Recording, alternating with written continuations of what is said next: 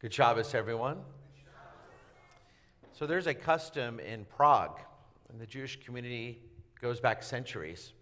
And as all of you know, of course, on Yom Kippur, it's customary to light a yurtzeit candle for our loved ones. It's one of the days of Yizkor.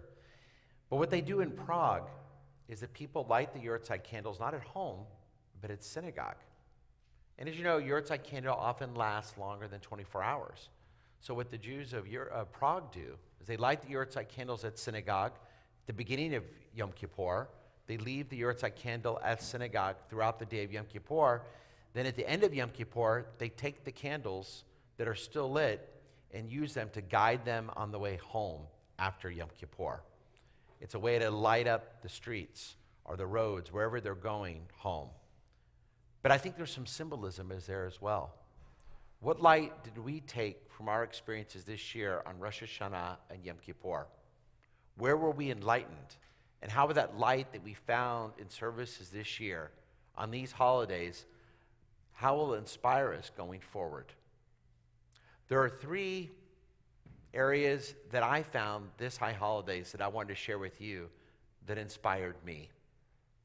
Number one, when I was preparing my sermons for this year, I was a little nervous really about the sermon about God. And I'll tell you why. I wasn't sure if it was too Jewish. Now, what do I mean by that? Well, there's an old joke told years ago. You may have heard it before, but there was a rabbi who was interviewing for a job at a synagogue.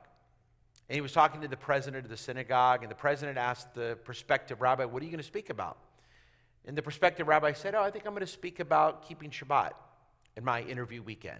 The president said, "Don't speak about Shabbat. People are busy. They need to work. Don't speak about Shabbat." The prospective rabbi said, "Okay, maybe I'll talk about keeping kosher." Now, the president said, "Don't talk about keeping kosher. People don't want to deal with two dishes. Keeping kosher is too expensive. Don't talk about kashrut." The prospective rabbi said to the president, "Well, maybe I'll talk about the importance of Jewish education." The president said, No. Our kids need to be in secular schools. They need to interact with non-Jews. Don't talk about Jewish education."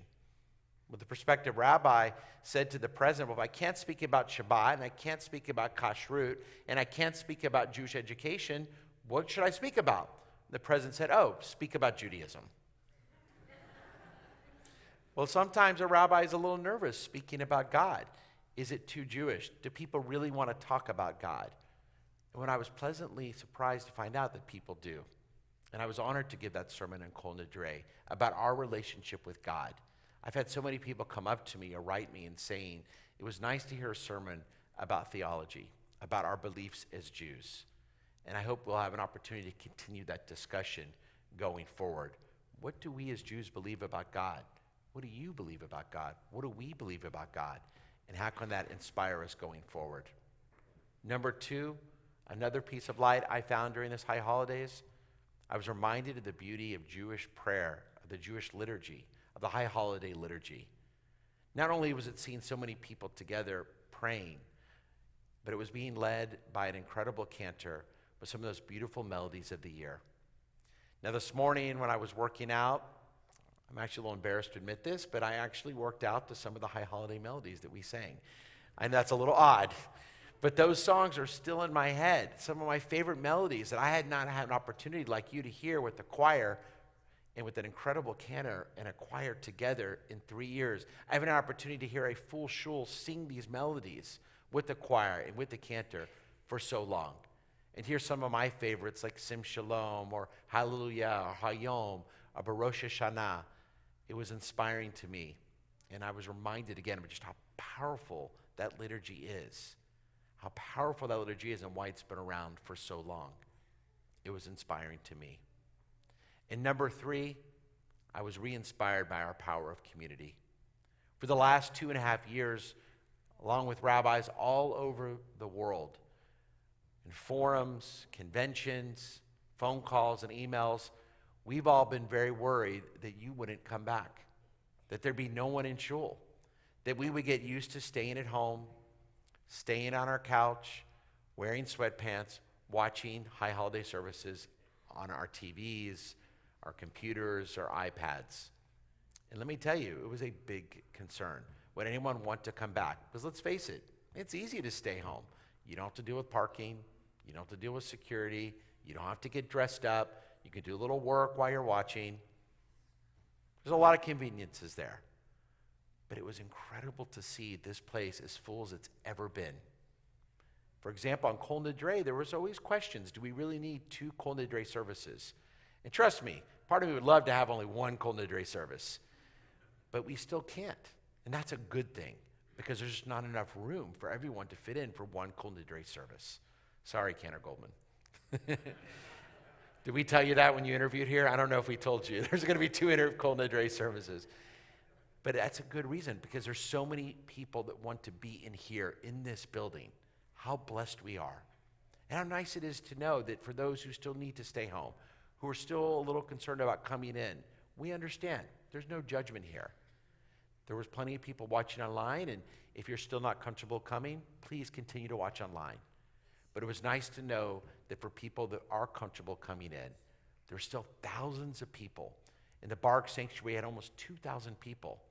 And what's even more inspiring is when Rabbi Fort led the family services here in the Freeman Levitt Sanctuary, there weren't enough seats. It went up to 500 people. That's the future. And they were here, inspired by Rabbi Fort in the services that she led. Rabbi Morgan was in the museum in. They had a full service. And our Greenfield Chapel was also as full as it's ever been over the last several years. The chapel, the museum minion, the family services, the Baruch Sanctuary, this place was packed with Beth Yeshurun members wanting to come back. And to see all of you not only praying, not only singing, not only being moved, but also just coming together, hugging, shaking hands, reconnecting, seeing old friends and acquaintances, making new friends, welcoming new members of our congregation. We watch it all from the pulpit. We see so much of what happens. And I saw so much goodness in the congregation, so much welcomeness, friendliness, kindness. It was inspiring. And that light, I know, will stay with me for a long time to come. So what light did you find over these holidays? I were reminded again that I could talk about God and other theological issues, the power of liturgy over the high holidays, and the importance of community. As we go forward now from Yom Kippur to Sukkot, and then on to Simchat Torah, in the rhythm of the Jewish program year, what light will you take from these days to inspire you as a Jew and as a member of our congregation? I look forward to continuing the conversations, continuing to reach even greater heights, and all of us together continuing to bring even more light into this world. Shabbat Shalom, everyone.